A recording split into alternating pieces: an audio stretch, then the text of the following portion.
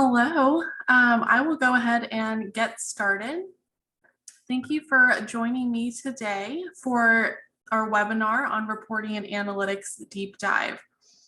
My name is Sarah Chandler and I am on the training and support team here at Hawks. And over the next 15 minutes or so, I'll be walking you through a brief overview of our reporting tab. And all of the reports that you have available to you there. So if you do happen to have any questions as I'm going through my session, please feel free to enter those into the Q&A at the bottom center of the Zoom screen, and I'll be sure to reserve some time at the end to address any questions. And with that, I'll go ahead and get started.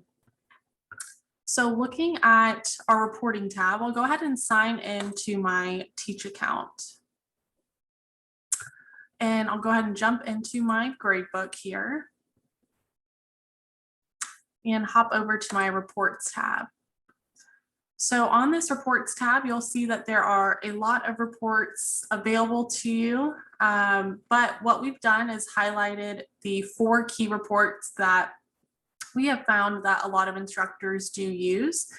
So I'll go ahead and walk through these 4 different reports, starting with our All Student Scores report first. So looking at our All Student Scores report, what it will show you is first, you can select your section, you can select a specific student or assignment, or if you just want to see all students and assignment types, you could leave it as just your section and then select our display student scores. What this will do is give you an overview of all of your students, their final grade, letter grade, and then it's going to break down their grade per assignment group. And you can actually expand out any of these groups to further view each of the grades for their assignments within that group.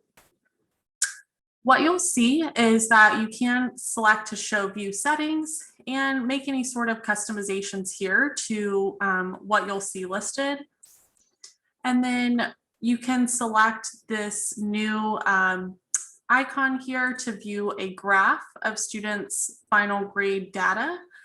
So this is something that is a little bit newer. And here you'll see that you just have a few different options depending on how you would like to view the students' grades. But then if we look over here and we want to expand out and look specifically at our lessons, I can select that plus sign and it'll load all of the different icons that are going to be associated depicting what that student had earned on that assignment. So you can always select show legend to understand what these different symbols mean. But basically you'll see the green check mark means that the student did master and complete that lesson on time. That orange exclamation point means that it was past due. The yellow check mark means that it was completed late. And then if you see any sort of these 2 asterisks, that's how you know that the score was manually entered or updated. And then over here, the blue square, that's just going to mean that the assignment has not passed its due date yet.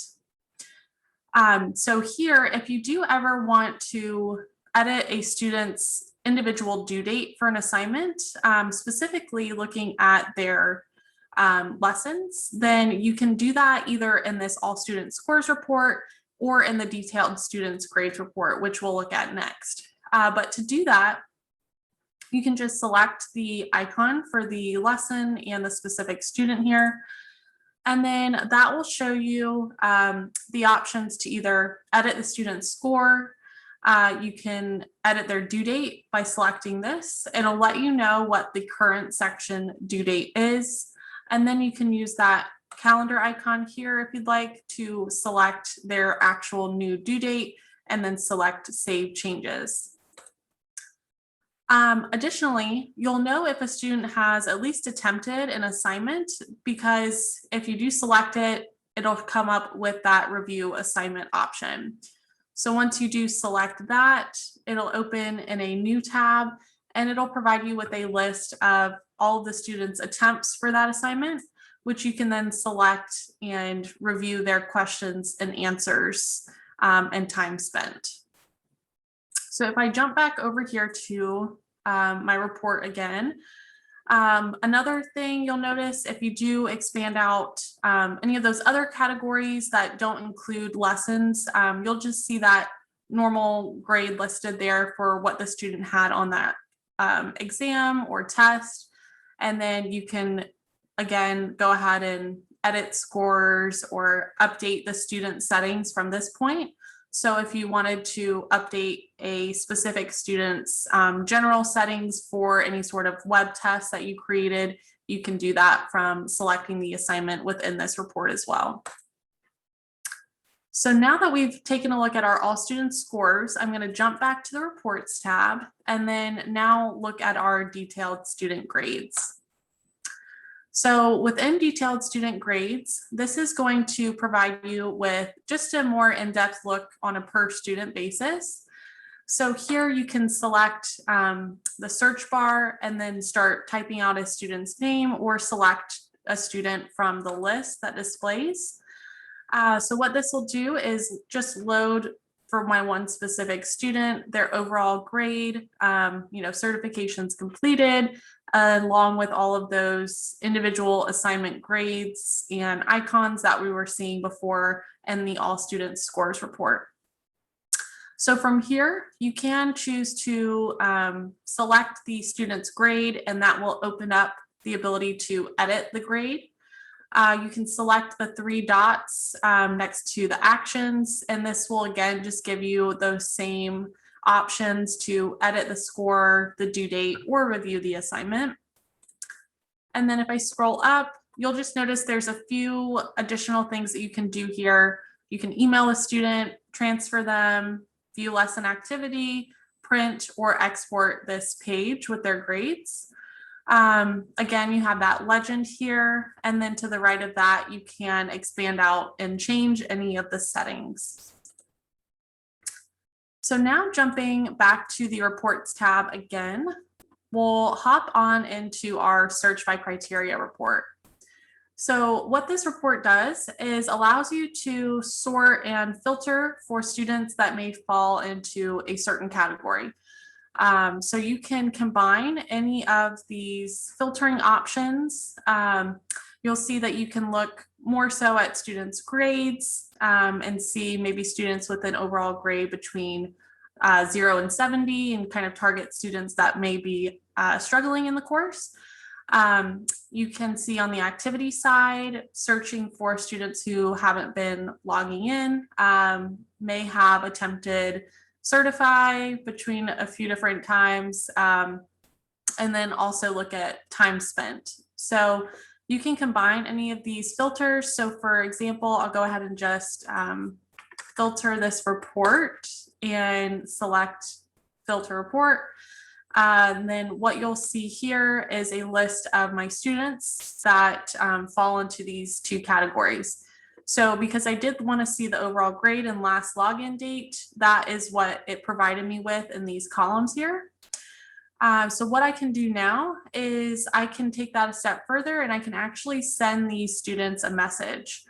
So you can select all, or if you just want to select a certain few, you can do that and then select send message. And that'll open up in a new tab.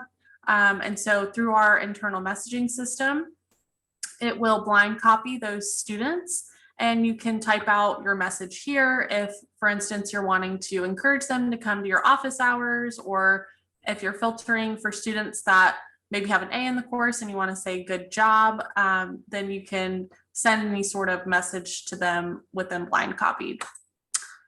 And then I will mention that you can also choose to save any of your filters. So that way you'll see here, you can use this option next time to come back and easily apply the same filter if you are normally doing one filter every time, so that way you don't have to recreate it. And then jumping back to reports, the last report that I'll touch on is our assignment reviewer. So what this will do is open up in a new tab, and in this report, this is probably a lot of instructors' favorite report, as it does include a lot of helpful information. So first, your section will be selected up here, and you'll notice that you can see all the same information for both lessons or web tests, depending on the tab that you're on. But looking specifically at lessons here, we'll first see a list of all of those lessons assigned to my section and their submission status to see if students are completing those on time.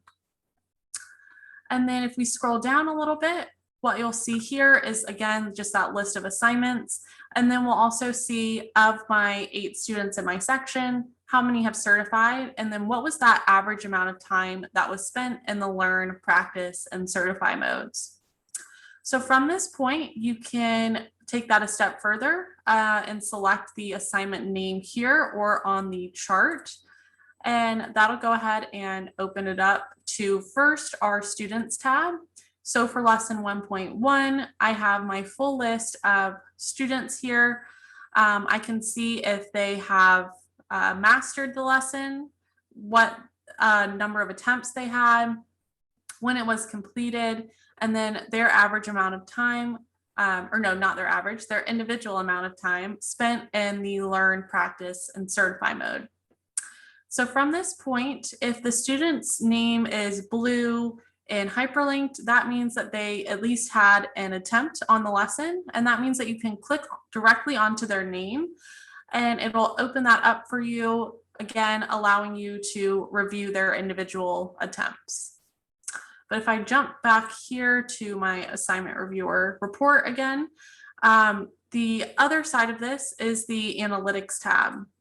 So from within the analytics tab, what you'll see here is now a breakdown of all of the questions in lesson 1.1. So if you scroll down, you'll see the question listed with the objective, difficulty level, and then I can find what was the percentage of students that got that question correct versus incorrect, and what was the average amount of time spent.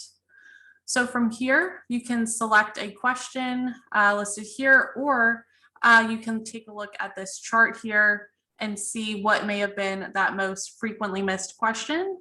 And you can select that from the chart. And what that'll do is actually pull up a variation of what that question was.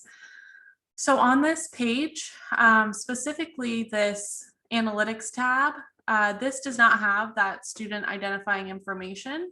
So as long as you make sure that you have this pulled open and on the analytics tab before you share your screen, I do know that some instructors do like to pull this up in classes and share with students those commonly missed questions and go over them and make sure that everyone is confident in how to answer those questions.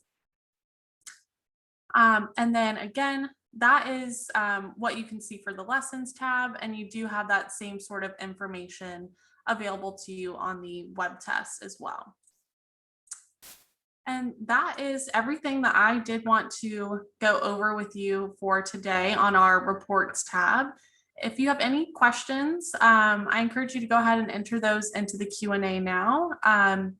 Or you can always contact your training and support representative directly, and we're happy to help if anything does come up in the future. So I'll go ahead and just check the Q&A. And it looks like there are no questions at the moment. So thank you so much for joining me today for our webinar on a reporting and analytics deep dive. So if you do have any questions, please feel free to, like I said, reach out to your training and support representative. And I hope that this was helpful information as you prepare for the new term. But thank you, and I hope you all have a great rest of your day.